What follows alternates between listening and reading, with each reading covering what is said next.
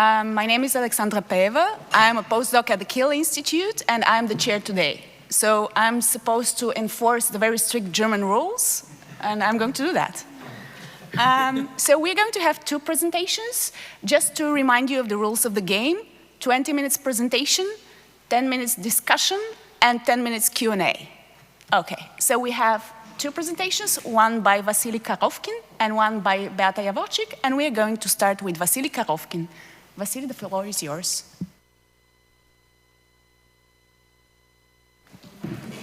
Morning, everyone. I guess it's better now. All right, thanks a lot. So I'm going to talk to you about trade sanctions. I'm going to specify what I mean by this in a couple of slides. And this is a joint work with Konstantin Egorov, who is now at Antwerp, and Alexey Makarin from MIT Sloan, and with Dzhamilya Nigmatulina, who is here, but also at HEC Lausanne. And my sort of main affiliation is Pompeu Fabra in Barcelona. All right.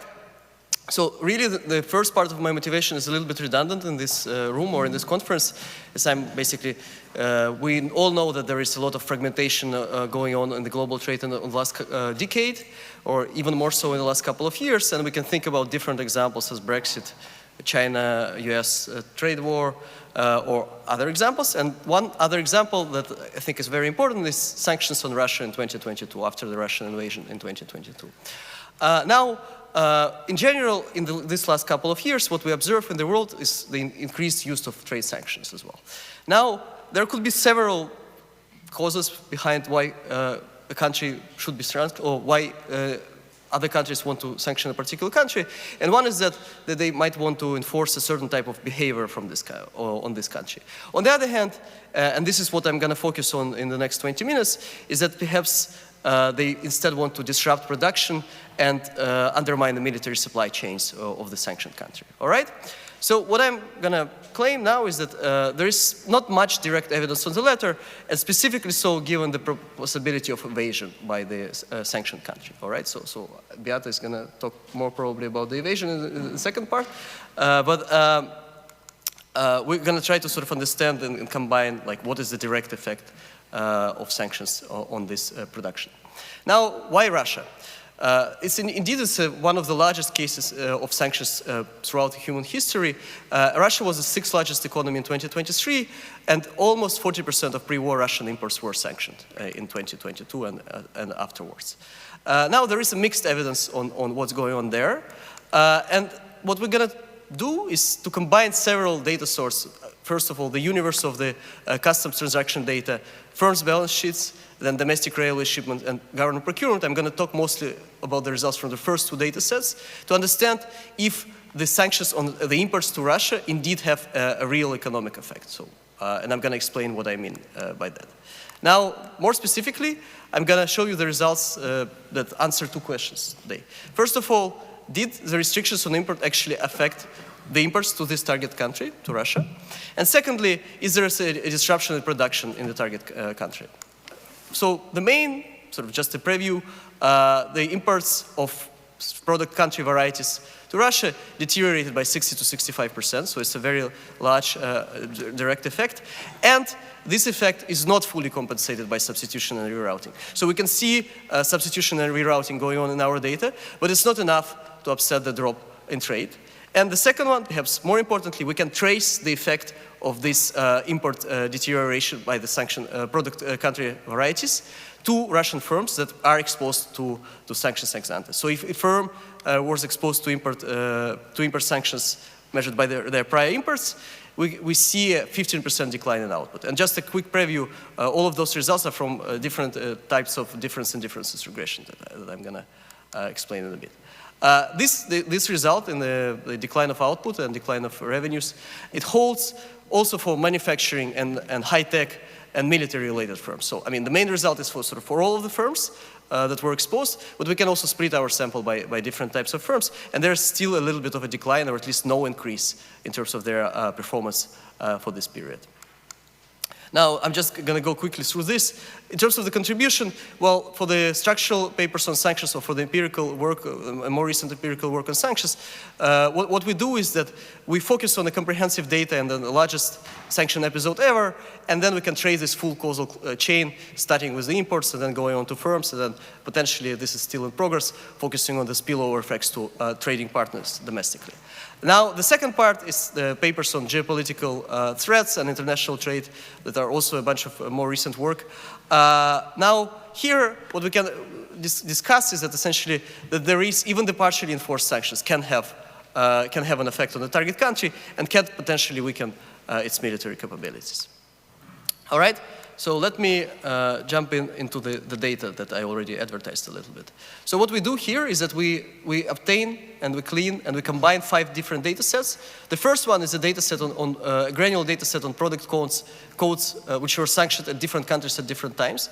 So for the baseline regression, you can think about one-time shock, but we also can sort of use the differential timing in this exercise.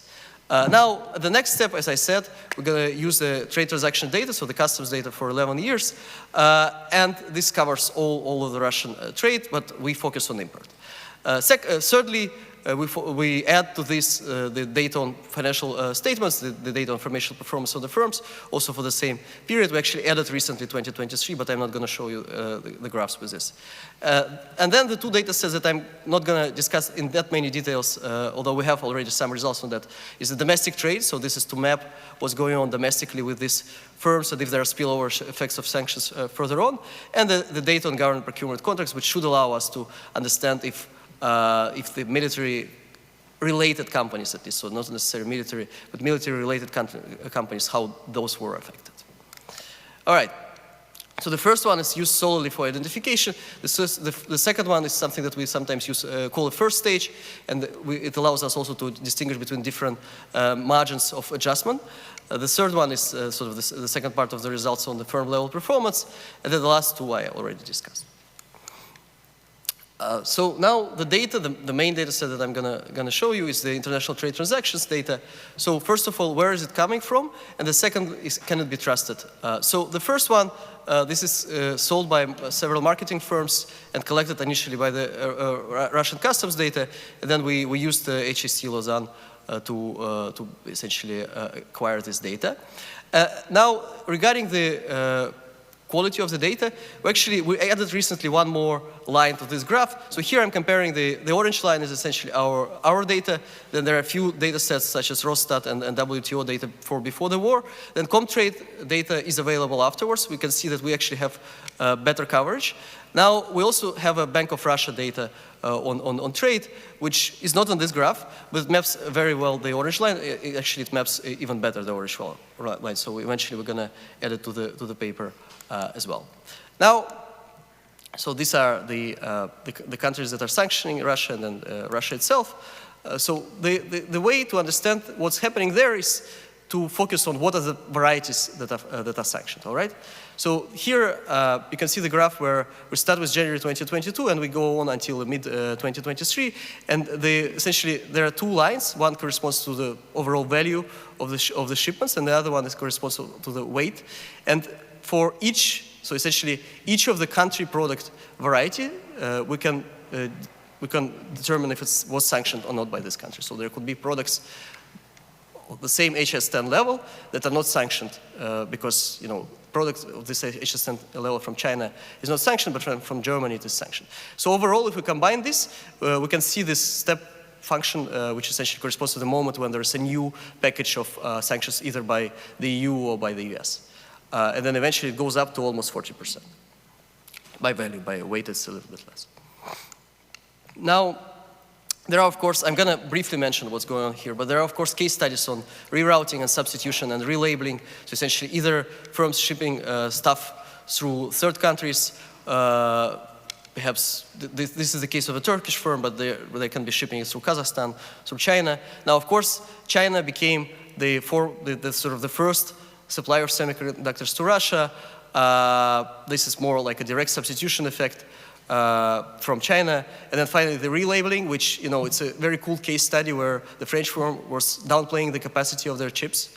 But in reality, this is something that if we look at the raw data, happens a little bit less than the first two channels. So it's more the real margins of sort of evasion is the rerouting and the substitution. Now I'm gonna, so there is a, I'm gonna skip a little bit the raw data. Now, what's happening? So I'm going to move on directly to the regressions. So first of all, did sanctions reduce the country product trade flows? And to what extent rerouting and substitution elevates this decline, right? So the first question we're targeting with this different regression, where we essentially have the outcome of trade flows measured either by value or by weight from country C to Russia on a 10-digit product code G in the quarter T. Right, so that's the index, the GCT, and then we can saturate this regression with all potential pairwise fixed effects, GC, GT, and CT. And the coefficients of interest are this set of time-varying coefficients theta that multiply sanctioned GC. So here, what I'm essentially doing, I'm treating sanctions as a one-time event. So there is no T index on sanction. So whatever happens in February 2022, essentially we treat everything being sanctioned. We also do a robustness check where we use a staggered different diff, where we actually do rely on the differential differential timing of treatment. So those are the fixed effects, which can cover different types of concerns with identification, such as wartime demand shocks or country boycotts or other type of country-level shocks, but also changes in the trade routes. And then the standard errors are clustered at the product country level. Now, of course, the identifying assumptions here is that there are parallel trends. This we can at least look at what is going on with the pre-trends and with stable unit treatment value assumptions, for which we also can aggregate the different values of aggregation instead of HS10 and see if there are spillovers between products and see that the magnitudes of the effect they're reasonable. They're not changing too much. Now, this is the main result. Essentially, this is a different diff where we see a very, very stable coefficient before February 2022, and there's this sharp deterioration, both in total value and the weight after the war starts. And then it goes on till the end of 2023, and essentially we can see that there is no recovery, at least on these graphs. Now, what is happening? I mentioned rerouting and substitution several times. So we can essentially decompose the two margins, well, the direct effect on those two margins, by looking at the countries that are trading, they're trading with Russia in the sanctioned goods, but are not sanctioning those goods themselves. So we can actually add to the same regression, we can add one more dummy and one more set of interaction terms that corresponds to all the other countries that are friends. So we classify them as friends, and then they're on top of that, there are neutral countries. So for those friendly countries, there is indeed an increase instead in both log total value and log weight traded for these different specifications. However, well, we can see those coefficients. We can also see the dashed lines on the left side of the graph, which are essentially a pre-war volumes of trade. And you can see that the dark blue lines, they're much higher than the dark red lines before the war. And so relative to these dashed lines, we're essentially calculating the coefficients. So in other words, in these graphs, the relative changes, they're comparable to the rerouting and substitutions, but in absolute terms, they're much larger because the overall absolute volume of trade was much larger before the war. So this is an important thing to note here. Now, what we can also do to sort of combine the direct effect and the rerouting substitution, we can rerun the same regression on the higher level, specifically pulling together all the countries and run it on the product level instead. And then we see still a negative effect in these regressions as well. So essentially, we kind of combine the two margins and we still observe a negative direct effect. Now let me, as I only have 5 minutes, I'm going to skip directly to the second part, which is what is happening to those firms that are exposed to sanctions. How do we define this? So first of all, we take all of the firms that we have in our data, and we define a measure of exposure based on their pre-war imports of these varieties that were sanctions later on. And this is a share of total imports for these firms, all right? Then in this regression, we can also add firm fixed effect and industry by year fixed effect, and another very important control, which is the importer status by year fixed effect. So this is essentially to distinguish firms that had any international trade before the war compared to all the other firms, as we can sort of easily imagine from what we know from international trade, and this is true in our data, that a vast majority of firms are not participating in international trade before. So this is an important control. If we do this, and now we also added the 2023 data for this, and we observe a very, very similar coefficient to 2024, we can see that the firm's sales, they deteriorate. So this is measured by local revenue. Essentially, right after the war started, we see a sharp deterioration in their output and their revenues, and without much pre-trends before that. So the pre-trends line is flat before 2021. The same holds if we focus on the material costs. So this is our measure, but of inputs instead of outputs now. And we also do see a negative effect there in this different regression. Finally, and what we do using the government procurement contracts is that we can parse the contracts to see some keywords that are related to military procurement. So I have a few of those, but this is basically all related to defense and armament. And we can just separate those firms and run this set of regressions separately for only this subset. What we do see is a little bit of a negative effect, although this is smaller than the previous magnitude. But we do see no pre-trends and a little bit of a negative effect for the military-related firms. Now again, I call this military-related because it doesn't have to be the firms that are producing missiles. It could be firms that are producing other inputs for the military, and more likely than not, those are those firms. All right, so let me just summarize. We studied the largest sanction episode in history, sanctions against Russia in 2022. We rely on several data sets to provide analysis, first of all, documenting the response of trade flows, so what's happening when the importing variety is getting sanctioned. Secondly, we do document that there is substantial substitutionary routing, but it's not enough to decline the direct effect in sanctioned flows. Then, and this is sort of a translation to the real economy, is what's happening to those firms that were exposed to sanctions ex ante. They do experience a substantial reduction in output, and this is also true for, well, I showed the military-related firms, but also the manufacturing and high-tech firms. So there are other data splits that we can do that essentially, by industry that gives us similar result. All right, I think I'm done. Thank you.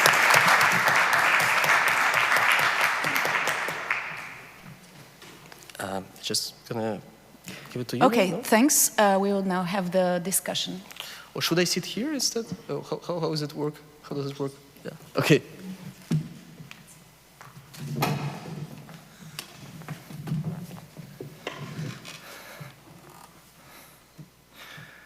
Thanks a lot for this nice presentation. And I apologize for being a bit late. There was quite a bit of difficulties to get here.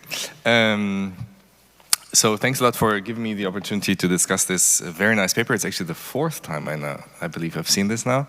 But it's the first time I'm discussing it, and I do have thoughts. So the motivation, I think, as has become clear, is to assess the effectiveness of these recent sanctions against Russia. And as you've made clear, it's often very difficult to assess this, and when it's assessed, it's very indirect because we usually don't have data from Russia. And I think that is sort of the main contribution from the get-go, is that you have the data.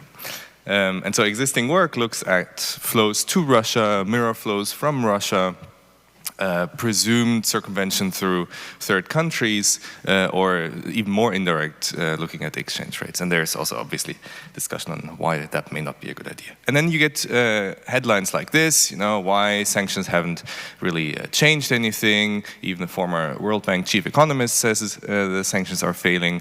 On Twitter, you have lots of commentary on how rerouting apparently works, even though I would dispute some of that.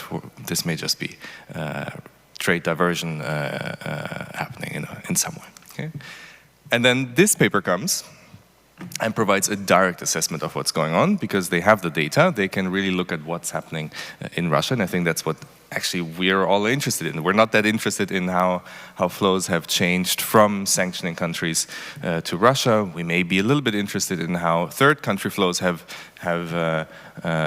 been affected by this, or have changed over time through sanctions busting or rerouting. So that may have some relevance. But what we're actually interested in is what's going on inside Russia, and that has become very difficult. And so the main results of the paper, as neatly summarized, I think the headline figure is sanctioned imports declined by 62%. There's partial, and that should be emphasized, partial substitution through rerouting through what they call friendly countries, but it's not nearly enough to offset the losses, and that's, you could say that's good news.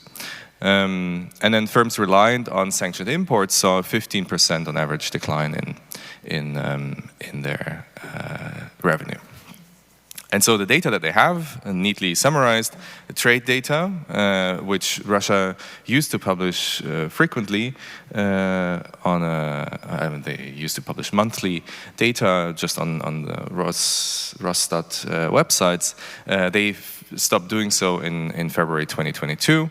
And so that's the first thing that we don't have anymore, but you have the raw data, essentially, that usually would lead to that more aggregated data. So actually you have the firm level data. You have domestic rail shipments, to say something about sort of internal rerouting, if you will, or internal effects of these sanctions, firm level financials, and government procurement contracts. And I think there should be more exclamation marks, because in usual circumstances, I think it's unusual to have this detail of an economy, and you have this for Russia in 2024. So this is fantastic. And then it's a very empirical, straightforward, I would say straightforward paper, purely empirical, difference in difference estimations about what happened. And so overall, I think it's very clear what's going on. It's very well done. I do have a couple of points though. So the paper is called Trade Sanctions. But that's not, I'm a trade economist, so I'm all for thinking about trade sanctions and trade, but that's not the only thing that happened, right? So there are, Dzhamilya, you know this, there are some other rules that apply to interacting with those companies, and you seem to sort of sidestep that a little bit, is my understanding, because there are lists of firms, and you've used this in former work, where those firms are listed, that you're not allowed to, from sanctioning countries, EU, US, and others, you're not allowed, or you cannot interact with anymore. And so I wonder what happens to those firms. So either they're part of the control group, which would be problematic, but actually there may be something interesting going on there as well, which is beyond trade sanctions. And I'll come back to that last point in a bit. Then, as a trade economist, I have to flag this, and this is one of my main points. You use OLS for everything, and you use actually for zero flows, you add 1. And so I think, since I don't exactly know when that paper was published, Taglioni Baldwin, that's one of the medal mistakes, as they call it, in 2006 maybe as well, 2000. So it's been a while. So don't add these really here probably are actual zeros, and they're informative zeros, and you add 1, and so there's a known literature showing that you maybe shouldn't do this. But there's a nice way of handling that, and that's using Poisson's pseudo-maximum likelihood, where you can keep the zeros. It also addresses some other econometric questions, and then you can keep the zeros. They're real zeros, and I think in a sanctions episode, these zeros are actually very informative, because actually it's an embargo, so or in parts, so they should go to actual zero and not to $1. And it's actually there's a drop-in replacement for those in your standard favorite statistical language in Stata or in R. Yeah, so and it works very well. The second point is, right now you have country fixed effects, country time fixed effects, but you have stuff going on at the product level. And again, this is a large shock, and there may be stuff going on in the countries from which there are imports coming, because of Russia previously having been a large supplier. So you actually want to control for stuff at the country time product level. Now, I understand you cannot do this right now, but there are ways of doing that when including other data. And so you could look at UN Comtrade data, plug that in as well, then you have multiple destinations, and then you can suddenly put those fixed effects. And to do a bit of self-advertising here, Joschka and I, and a couple of others, we show how you can do that. Happy to discuss this later. And then once you do that, you suddenly realize that it's actually a gravity equation that you're estimating. And then you can rephrase rename the notation a little bit, and then you have origin destination product fixed effects, so bilateral fixed effects, controlling for everything else that's going on, usually. You have destination product time fixed effects, so everything that's happening within Russia, which also seems to be quite relevant. And then you can control what I think is crucial here, can control for stuff that's going on in the origin time product dimension as well. Now, actually, you've done this, so I can skip this. So you can use the exact same framework. I misunderstood this, so just add that additional dummy for rerouting, the exact same equation. But the other thing that I didn't really understand, to be honest, is why are you using this at the country level? So you have the firm data, you have firm identifiers, you use that information to merge it to other data sets later on. But I think there's much more that you could do here. No, I mean, there's lots of stuff happening at the firm level. Why not treat the firm as the destination? And so, because otherwise you can just aggregate it to Russia, right? There's no reason why not to do that. But I think there are some interesting questions. So, are bigger firms better at rerouting? Are firms that had connections to China better at rerouting previously? Are government-connected firms better at rerouting? Dzhamilya, you have that. I've seen you do similar things in previous work. And what you could also do is take the residual from that gravity estimation and take that as how severe was the shock, and use that in the other estimations, because you can still merge it by, then you have a firm specific shock that you have at the that you can merge to the other data using your tax IDs. Some other smaller stuff, but we can discuss this bilaterally. Thanks a lot.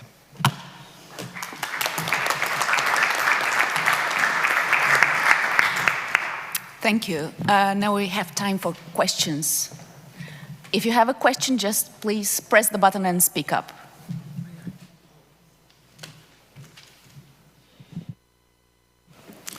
So you have kindly mentioned work I've done with colleagues on sanction busting, and one of the things we see there is misspecification of the destination country. So it seems that exporters are saying goods are going to Central Asia and then they fall off the track. Now, in your data, do you observe flows within the Eurasian Customs Union? Because the standard data set does not have that. And my second question is, if you wouldn't mind elaborating, you showed increase in the share of products under sanctions in July 2023. What was driving that?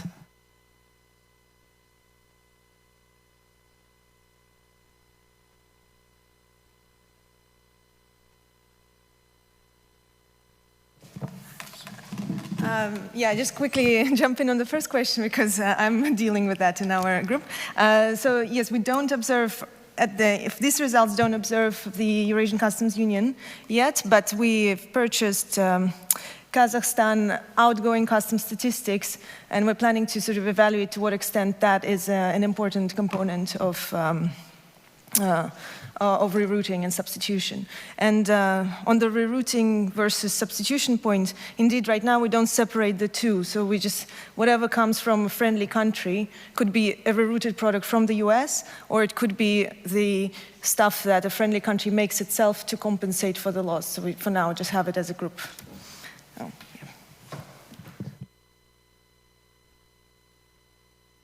The second question, so you're saying that there is an increase in the product country in the baseline regression? No, this was when you were showing raw data, share of imports under sanctions. There was this jump in July 2023. So at the very end of your sample. Okay, we need to double check this, so I don't have an immediate answer. So part of it we also improved on this graph by adding this is the orange line, right? The orange and yeah, so we had also Bank of Russia data. But there is one thing that is clearly happening is that Russia is one of the biggest products is cash, basically. So we in the recent analysis we are dropping this, and so in the orange one there may be, yeah, by value obviously, not by weight, yeah. And this is sanctioned, right? So I think part of it could be explaining the extra fluctuation on the orange line, but we updated this graph yesterday, so but yeah, it looks nice. Actually, it looks nicer, but we need to check. So the July 2023 we will double check. That's good.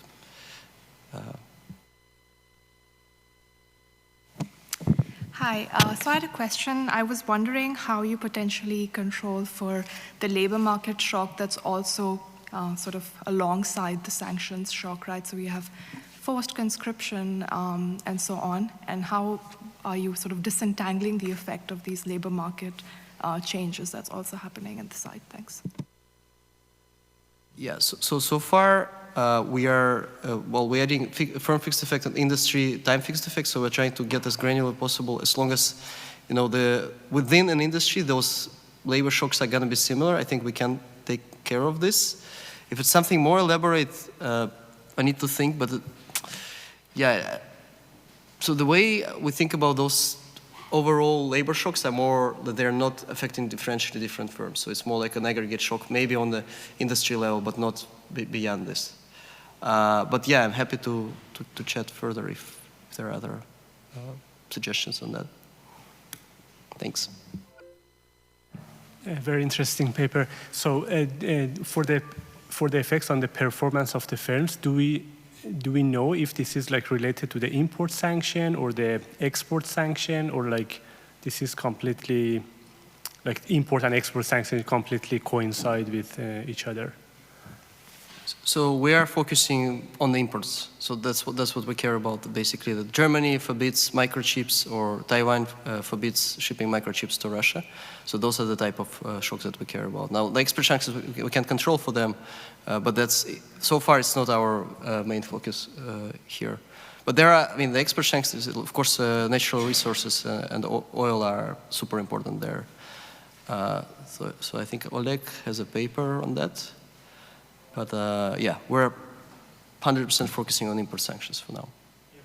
I'm asking, like, do we know if these effects on the revenue of the firm are actually coming from the import sanctions, in the sense that if the exports of the firms are also sanctioned, then this is not clear if this is coming from the import side or actually from the export side. Okay, sorry, I misunderstood your question.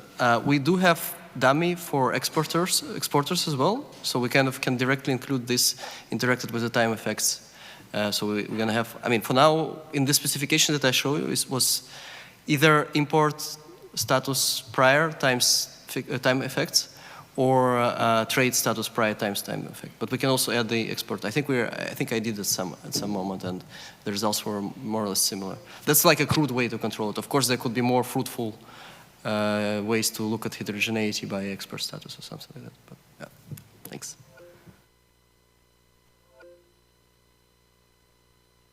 Other questions?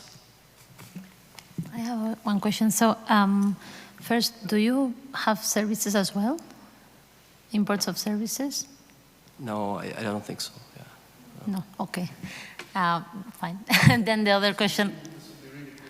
Yeah, I was wondering, because it could be easier to disguise the sales of services, but maybe in some sense it's even more sensitive. So if you're doing consulting for Russian firms, maybe that's something that the Western aligned firms don't want to do. So yeah, I was wondering whether you could see that.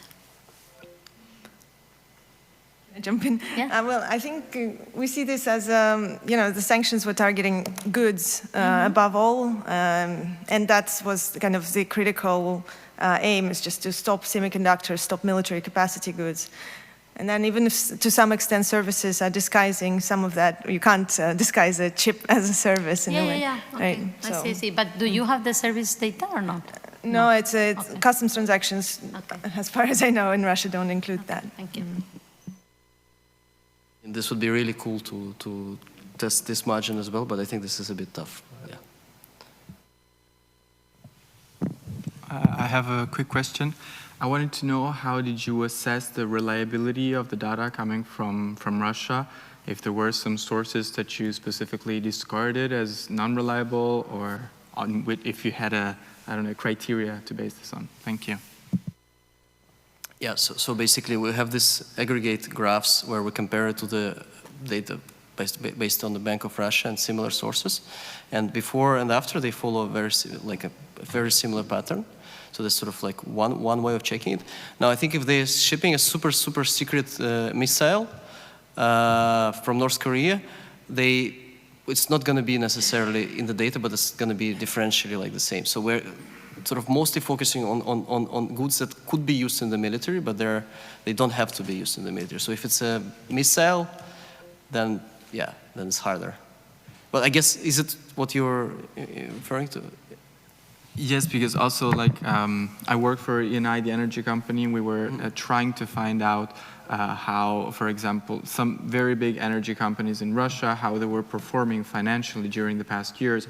And we were looking at financial statements. I saw that you quoted financial statements until 2022. We were trying to reach financial statements after 2022. Yeah.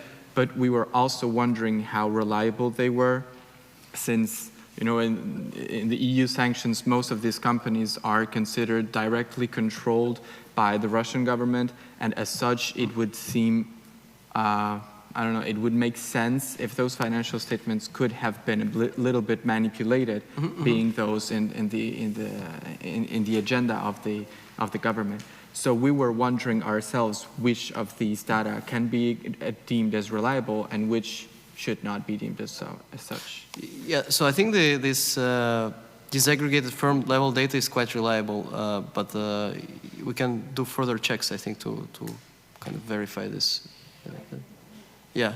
I want to jump in because I have another paper using financial statements. I mean, in this set of problems, you need to think what would be the direction of the bias and what would be the motivation to overstate or understate revenues. So in our case, the problem would be understating revenues for some reason, but I can't think of a motivation that would force Russian, even state-owned enterprises to sort of show that they're performing worse than they actually are. So to some extent, I would say that they would overstate something, but that just works against our results, so that's good for us. Yeah. But I mean, if you perhaps if you're using it for different purposes, or you need it for different purposes, then I think we can discuss how, like, what could be happening there and how to help navigate it. Yeah, thank you. No, this is useful. No, we also thought about the possibility of overstating the results rather than understating, but as such, it seemed less reliable. Like, it seemed more like it would be a general idea of the performance, but not as specific and as concise as it would have been otherwise. But thank you very much. It was useful.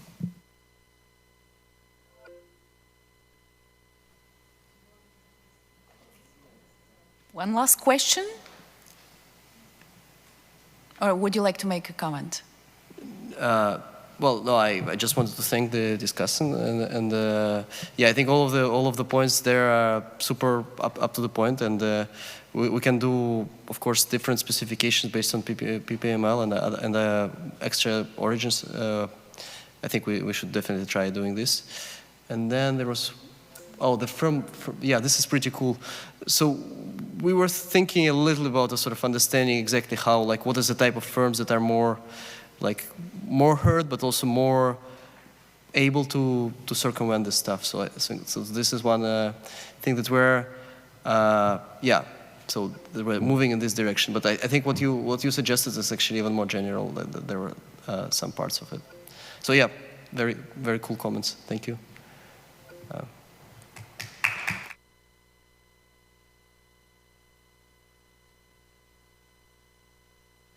Thank you.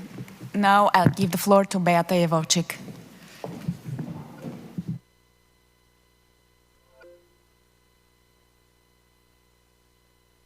Well, big thanks to the organizers for putting this paper on the program. Now, Vasily talked about export sanctions on Russia and drop in exports from sanctioning countries, and these exports being replaced by trade coming from somewhere else. So in this paper, we look at the trade coming from somewhere else, namely from Turkey.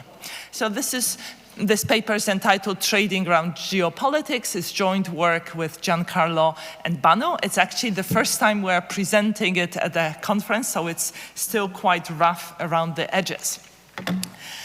So it's not surprising that sanctions have complex implications for trade. So as I mentioned, sanctioning countries virtually stop trading with the country under sanctions, and this trade is being replaced by exporters from somewhere else. So in the context of the recent sanctions on Russia, European exports to Russia have dramatically declined, and at the same time, countries like China and Turkey have stepped in and significantly increased their exports to Russia.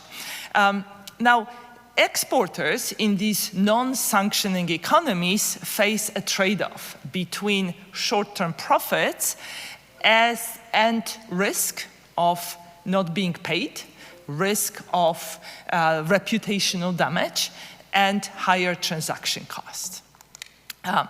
And that's what this paper is about. The context has already been said by Vasily. We look at the same shock, export sanctions imposed on Russia by Western countries.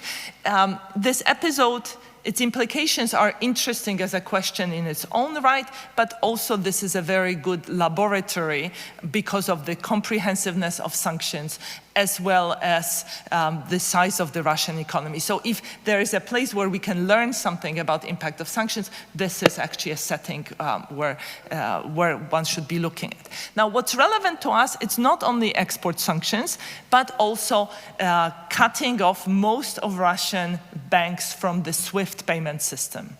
Right? So that's something that's relevant to us because that has made more costly, more difficult for firms in Russia to process transactions in Western currencies. So the contribution of this paper is to take a unified look through a theoretical and empirical lens at trade effects of geopolitical tensions along several margins. So we are going to look at the volume of trade flows, at prices and markups, at choice of invoicing currency, and the choice of payment method. And our setting, as I hinted, is we are going to look at Turkish exporters and their export performance in the aftermath of the 2022 wave of Western sanctions on Russia. Now, if you just look at data, these are seasonally demeaned data. The dark line, these are exports from Turkey to Russia. And you see there is a drop in March 2022, so immediately after the war starts, followed by a huge rebound. Now, at the same time, exports from Turkey to EEC, meaning Eastern European EU member states, have not been significantly affected. Neither have been affected exports to the rest of the world. That's the gray line. So you see that there's something happening with exports to Russia, but not that much with exports to other places. So in our analysis, we will rely on very detailed data from Turkey, where we observe exports by a given firm, exports at the level of product, so we are talking about 8-digit product HS codes. We know where these exports are going in terms of country. We know what payment method is used. Is it cash in advance? Is it open account? Is it letter of credit? And we also know what currency is used to invoice these exports. And then we can link the data to information about firms, so we know their industry of operation and ownership structure. Now, in this paper, we exclude re-exports. So in other words, we are abstracting from sanction busting that happens through rerouting of European trade via third countries, such as potentially Turkey. Because we are really interested in the trade-offs faced by the firm, we also focus on firms that were exporting to Russia prior to the war. Right? So, there are many margins through which adjustment happens. There may be entry of new exporters. That's not what we are interested in. We are actually interested in what's happening with continuing exporters. And in our analysis, we are going to look at exports of these firms to Russia versus their exports to the Eastern Europe, so the Eastern European EU member states.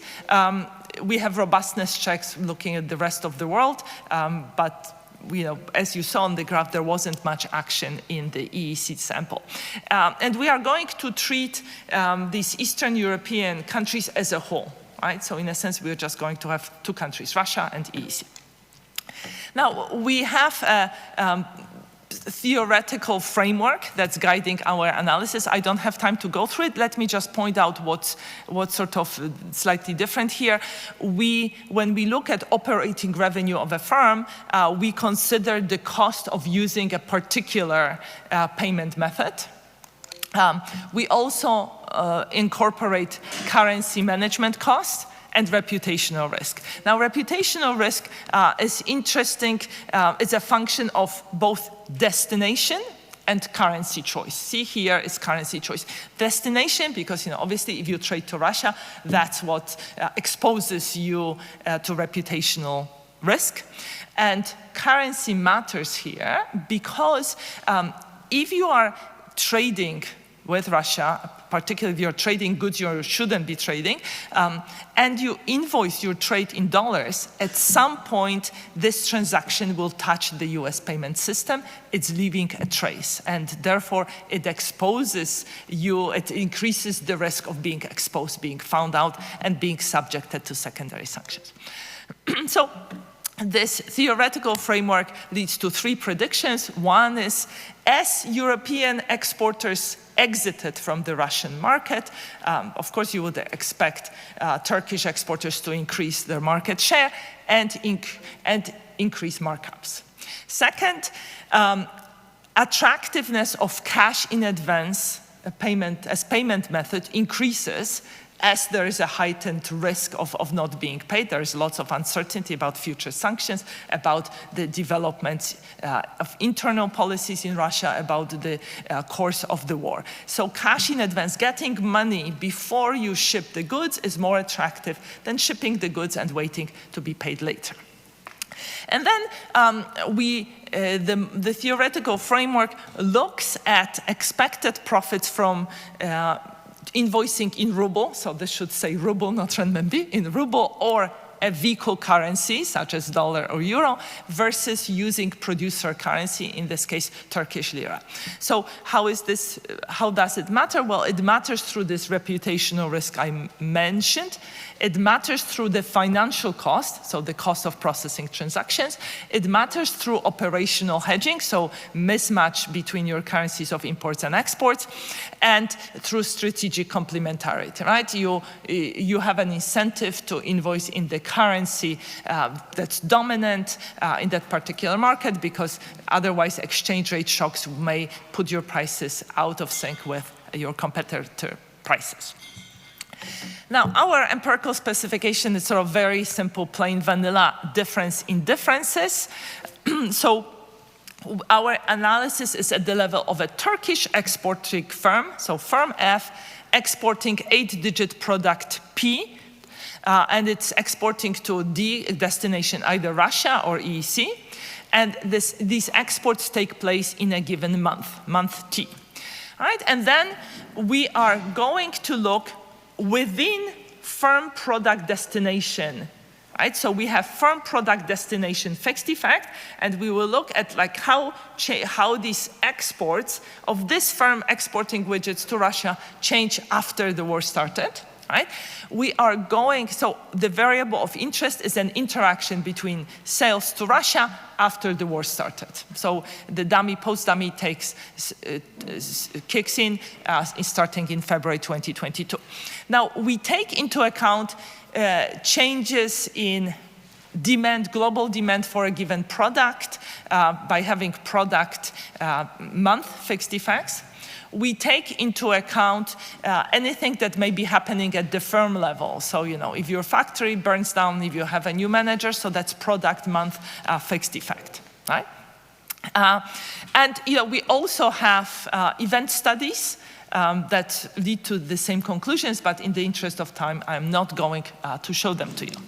Okay, so starting with the results. So first, our variable of interest is the value of exports, of a given exporter selling given products to a given destination in a given month. What we see is that after the war started, Turkish exports to Russia went up by about 30%.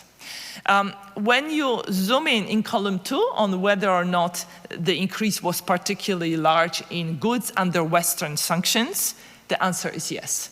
And I stress here Western sanctions because Turkey is not participating in sanctions. So therefore, there is nothing illegal about Turkish firms exporting their own products that fall under European sanctions. Now, what often happens if you do not want to be seen as exporting goods subject to sanctions, you may slightly play with the codes. You may misclassify the goods. So for instance, if X-ray machines for industrial use are under sanctions, as they are, but X-ray machines for medical use are not, you may just pretend that your X-ray machine is for medical use.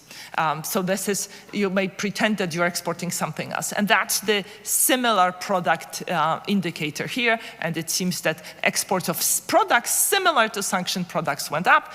When you disaggregate sanctions, it seems that primarily the increase was driven by exports seen to enhance Russian industrial capacity. That's the wording in sanctions. Now, we also see strong trade diversion.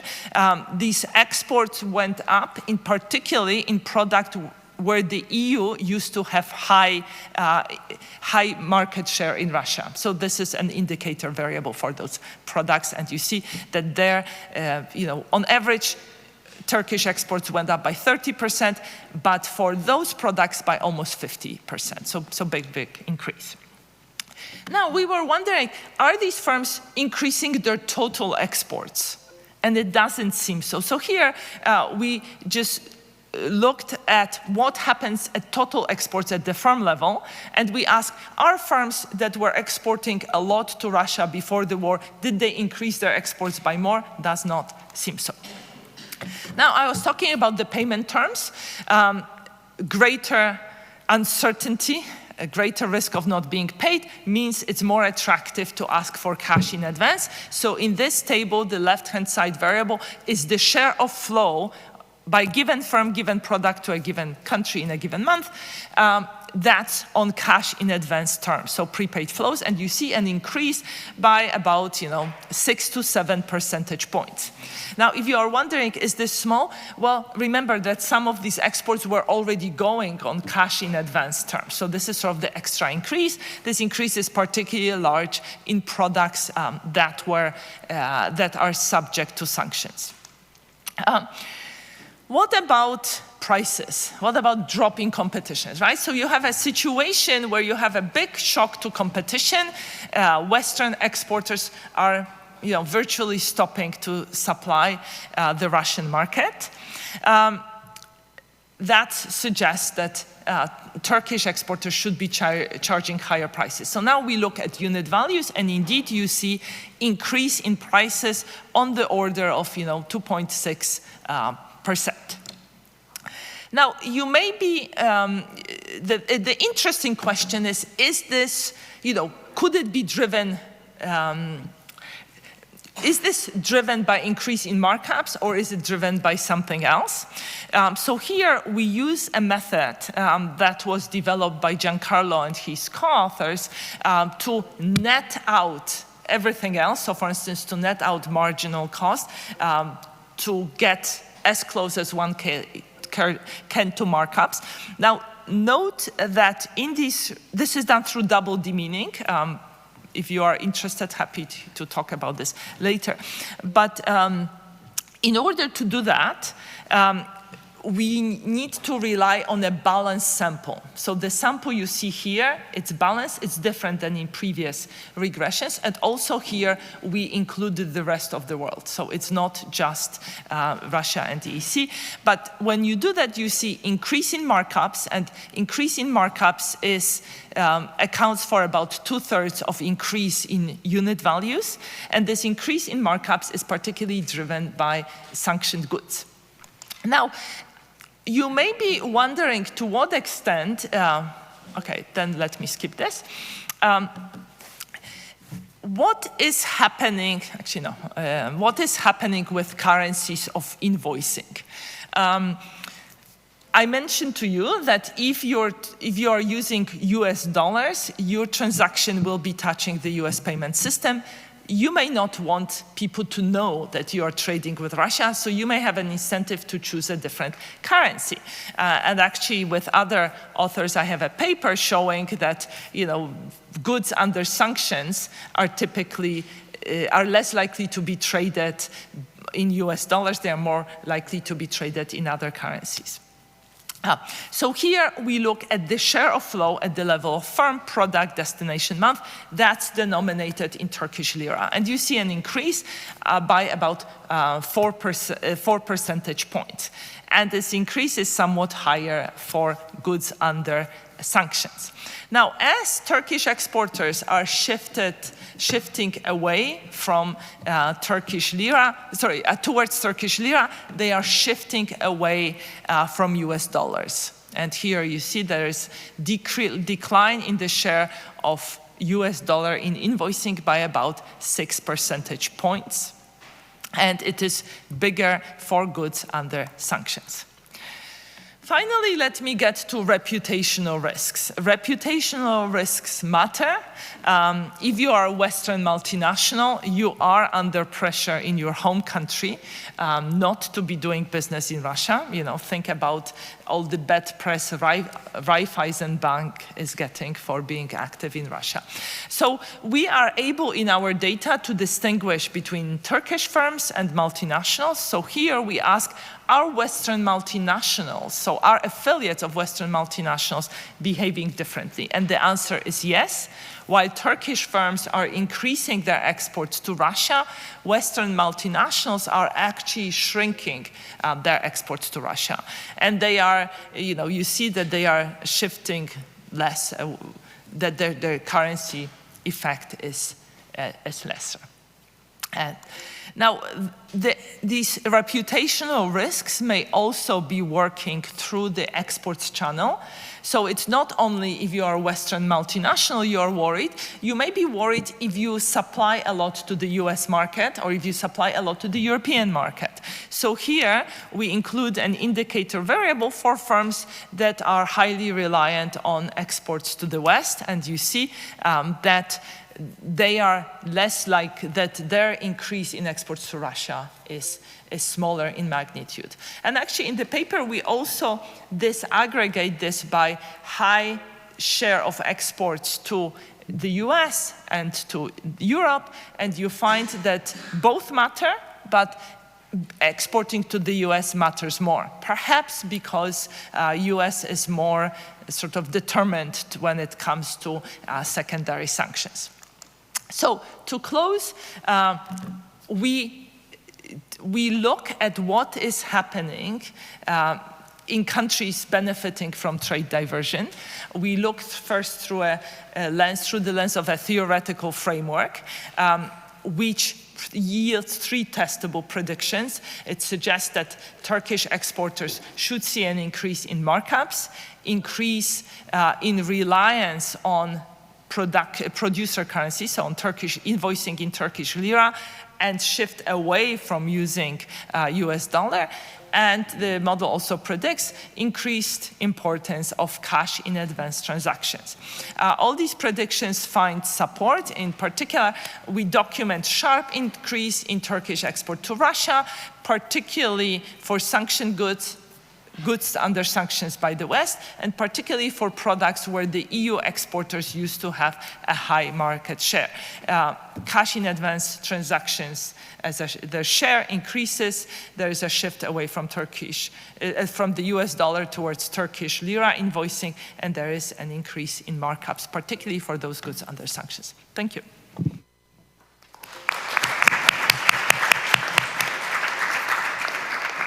Thank you, Beata. Now we will have the discussion.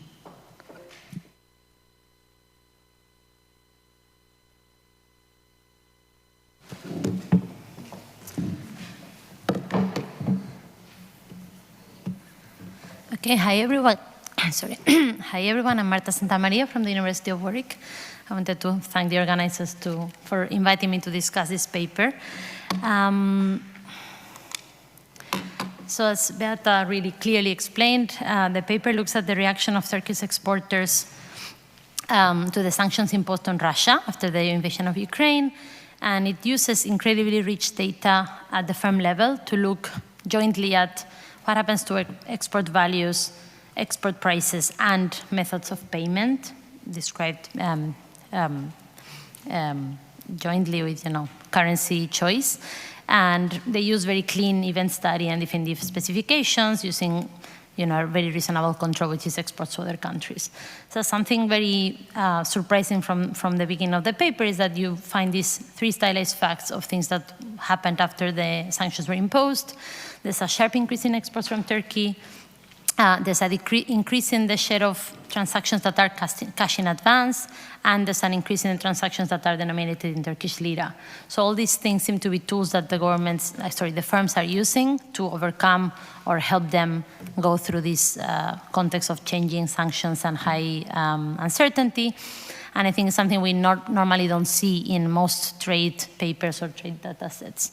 So it's really a fascinating paper. It's a deep dive on firm behavior, not only from what happens to prices and quantities, but also to this method of payments, and in a context of very high uncertainty and potential high costs of risk, financial or reputational costs.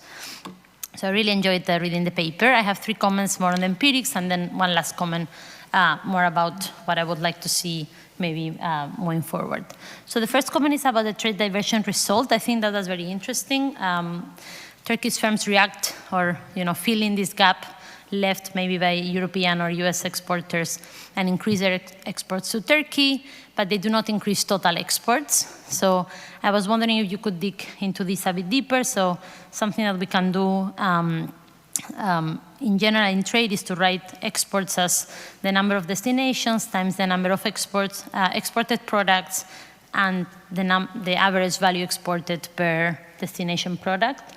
So it'd be very nice to use all of these as your dependent variables to see whether Turkish firms are dropping some destinations, or they're just shipping a bit less to other destinations, or they're maybe reorganizing the products that they're exporting. Then the second question I had was more like, maybe this is a bit related to the lack of production capacity, so it would be interesting to see what happens in 2024, 2025, if these firms can expand their factories in Turkey and then, go back or start increasing their total exports as a whole. The second comment was on the method of payment results. So as the model predicted, you see an increase in the share of cash in advance transactions and lira-denominated transactions. The lira-denominated transaction increases a bit later in the data. It's towards the end of 2022. And there's also this increase in markups that could be another way to compensate for the higher risk of trading in Russia. So I had a lot of questions about this. This is, I think, a very new part of the paper because we don't know much or so much about how firms take these decisions. So first, the timing. I would really like to see at the firm level whether firms start by asking more cash in advance and at some point they negotiate contracts to make them denominated in lira, or maybe firms have some path dependence, so they choose one or the other alternative and they keep expanding into this whatever method they prefer. So I think something on that would be super interesting. You do see that there's a lot of new entrants into the Russian market from Turkey. I know that you focus on the continuing exporters because then you can focus only on the intensive margin, but it would be very nice to know whether the new entrants already enter asking for more cash in advance or already with a higher share of lira-denominated transactions. And then more theoretically or in general, are cash in advance and currency switching methods complements or substitutes for firms? I think this speaks to, or could tell us a bit more about what kind of policies could we implement. So in some sense, the Turkish firms are using this to overcome the sanctions and the higher risk. And this is something that governments could implement in other countries. So to improve or incentivize exports to risky locations, governments could advance payments on exporting contracts or could guarantee exchange risk. I'm sure in some countries these programs are in place. So I think that would be very, very nice. Okay. On the reputational risk and export reductions and the ties with Western firms, I think that that's super interesting as well. So just, again, I would like to know a bit more. Mostly, you see that for Turkish firms that are part of Western multinationals, you even see a reduction in exports, even as you said, if there's no actual sanctions for them. So how much of this is relationships that end versus cutting down exports in your existing relationships? So can you estimate the probability that a firm stops exporting to Russia? And also, do firms within the same multinational, I don't know if you have power for that, but do firms in the same multinational respond in the same way to the shock? Is there some kind of brand or like, you know, corporate response to the sanction? I think that would also be very interesting and very new. Okay. Then the last comment is more wider, more like broader comment. So I think the empirics are super interesting. They teach us a lot. And as you said, this is a good laboratory to know more about things that we normally don't know a lot about in the data. So how firms set up payments, how they choose currencies, what type of fixed costs are stopping firms from entering markets. And in your setting, we do know that profits for Turkish firms went up, but then we also know that, as you said, reputational risk went up, uncertainty went up. So in some sense, I think you could, even with a very simple simulation or quantitative exercise, but with the empirical results that you have, you could play around with a simple model to see, okay, if I shock, you know, the exports of Russian firms by this much, which is what I see in the empirics, how much would the, you know, currency or reputational cost have to be going up to overcome this or not? You can play around with, you know, the number of entries that you see in the data and the number of entries that you would see in a model. So in some sense, it can teach us a bit about, you know, how good is it if I take an increase in cash in advance transactions, how much that makes up for the higher uncertainty or the higher risk, or how important was the markup. So I think you have like many of these ingredients in the equation, the quantity going up, the markups going up, probably the currency and reputational risks also going up, and I think it would be very nice to do a bit more there if you want to explore yeah, the size of these costs in general, because it's something we don't know so much about. And then I have a few other minor comments, I think. 1 minute or 2 minutes? Okay, so just, I'm not gonna talk through everything, but the part on the extensive margin, I think, so point 2 here in the other minor comments, I think the extensive margin results are very interesting. We know that these terms were not exporting to Russia before. We know that now it's more uncertain and maybe riskier to export to Russia, but for some reason you do see like a new 5,000 firms exporting into Russia and entering into the markets. So I think it would be very nice to know if these entrants are different from the entrants in previous periods. So, and if these guys are all asking for cash in advance, you know, it seems that cash in advance was super important to overcome this risk. If you find that this is more about the currency, or if this is more about entering at a smaller size. So I think all of these would teach us a lot about what are the barriers to enter into different markets. And we normally don't know a lot about this extensive margin of trade. So I think that's also a very good shock to explore maybe for future work. Thank you. Yeah.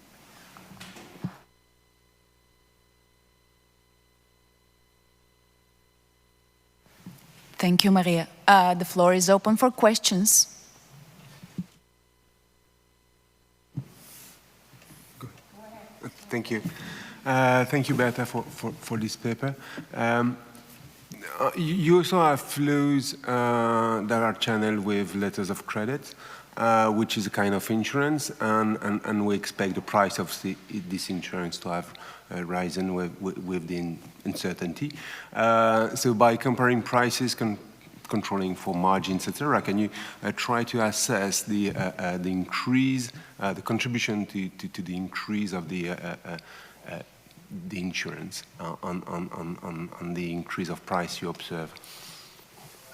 And also another one, can you try a kind of back of the envelope assessment of welfare costs for Russia resulting from the increase of prices of these imports.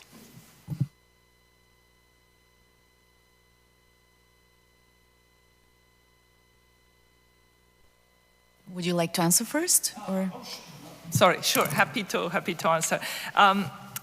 So you mentioned letter of credit, right, as a way of ensuring against non-payment and non-delivery of goods. I am not sure that it's very easy to do letters of credit, right, because of, given the situation, because letters of credit require cooperation between banks. So I admit we haven't looked at this in detail, whether it's possible or not, but we certainly can look into the data, what happened to the prevalence of letters of credit. Now, I skipped one table in the presentation. As you rightly pointed out, the type of financing matters for the cost. So for instance, we looked at whether the share of cash in advance before the war mattered for increase in unit values. And it seems that it matters. So if a firm was selling already a big chunk of its exports on cash in advance, then it had less room to adjust it. And we know that cash in advance typically is associated with a price discount, right? So those firms saw an increase in unit values. If I may take the opportunity to thank Marta for very constructive, excellent comments and excellent suggestions. You were mentioning the timing of cash in advance and currency switching. Well, you know, Turkey has been experiencing runaway inflation. So, you know, invoicing in Turkish lira is pretty risky. So there is some connection there that, you know, if you are invoicing in Turkish lira, you want cash in advance. We looked at it, but we did not see, you know, that was sort of the only driver. But it's something perhaps we should look at this. Then you ask, are these firms dropping trade to other destinations? You know, in aggregate, trade to EEC is not dropping, but perhaps there is heterogeneity at the firm level. There was a question in the back. Yes, thank you very much. Bettina Rottler from the German Institute of International and Security Affairs here in Berlin. I'm agriculture economist, and I worked a lot on the question you touched a bit on that products, like agriculture products, which were not sanctionized. So my question is, I was a bit late, maybe you said so, whether in principle you could differ or to do individual results for exactly those products like food and medical products not covered by sanctions. First question. And second, maybe to spin the reputational effect one step further. Let's say the opposite reputational issue, which was in the area of food, exactly the other way around. So it was excluded from sanctions. However, there were firms that then complained to not trade, they should trade because of humanitarian issues. Is that in principle something one could gather in your work or in such models? Thank you. So we looked, we distinguished between exports in general and exports of products under Western sanctions. And we see more action in products under Western sanctions. And I think that's, so essentially as European exporters stopped supplying the market, these products under European sanctions are now coming from Turkey. But there was also an increase in exports of non-sanctioned products. So I think food would be included there. And then when we disaggregate sanctioned products into dual-use industrial products and luxury goods, we see most action on industrial products. Now, luxury goods are slightly tricky to capture because they are subject to sanctions only if they are above certain price threshold. So for instance, for ski suits, it's 300 euros. Then some products are subject to sanctions only part of a 6-digit category is subject to sanctions. So for instance, champagne and Asti Spumante within the category of sparkling wines are subject to sanctions, but Spanish Cava and Prosecco are not. So that makes things more difficult to identify. Yes, please. Yes, thank you, Beata. I think there was a lot, it's really, this reputational effect seems really important and new. And I was wondering, so looking at your tables, what is there was like this positive and this negative effect, so what is we'd like to know what is the net, actually, whether they actually increase less their exports or they decrease their exports. That would be pretty nice. I think you have a theory model, therefore you should also be able to tell us what is the dollar equivalent of this reputational effect. That would be really new, because if you have a model, then I think you should use it to actually get those estimates out of stars and just give us numbers. Which raises the question also, what would be different in your regressions without the model? This is the type of thing that we would like to know. The last thing, many of your tables, if not all your tables, have like constant R-square in all columns, which means that many of your variables have like just very marginal. But those things seem to be very marginal in terms of explaining the overall trade. So I was just puzzled by that, because I think all of them have like constant R-square, whether you add or those variables that are central to yours. So these are excellent points. We have lots of fixed effects, and what the variation that's left is not huge, and that's sort of the trade-off between taking into account lots of other things through fixed effects versus and the variation you're left. But on the I really like your suggestion on reputational effects and quantifying sort of the value of reputation. With other co-authors, including with Aleksandra, we have a paper where we took the Yale list that compiled decisions of firms, of Western firms. Are you digging in? Are you leaving the Russian market? Are you sort of stalling? And we see that indeed firms that said they were leaving their imports into Russia went down, while firms that were digging in, their imports were still there.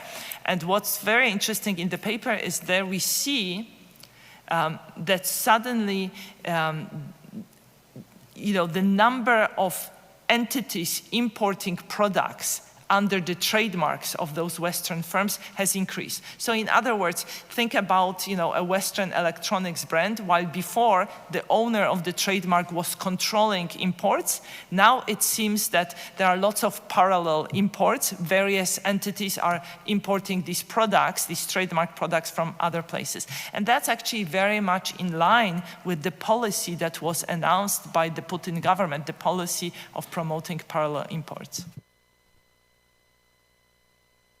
Yes, please. Very interesting paper. I really liked it.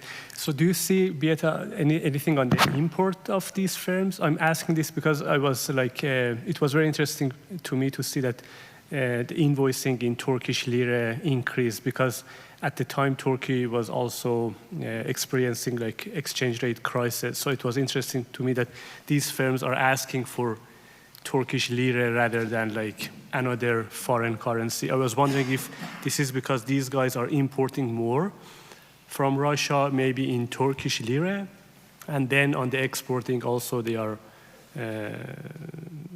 on the importing side they are basically paying in Turkish lira, and therefore on the exporting they are also like being paid by Turkish lira. So that's a very valid question. We looked at sort of currency mismatch between exports and imports, but we do it by looking at Western currencies. And we see that it matters in the way you would expect it to matter. So essentially, if you have sort of excess Western currencies in your own trade balance, then you're more likely to invoice in Turkish lira when trading with Russia. Okay, one last question by Dzhamilya. Just very quickly to jump in, it's a really amazing paper.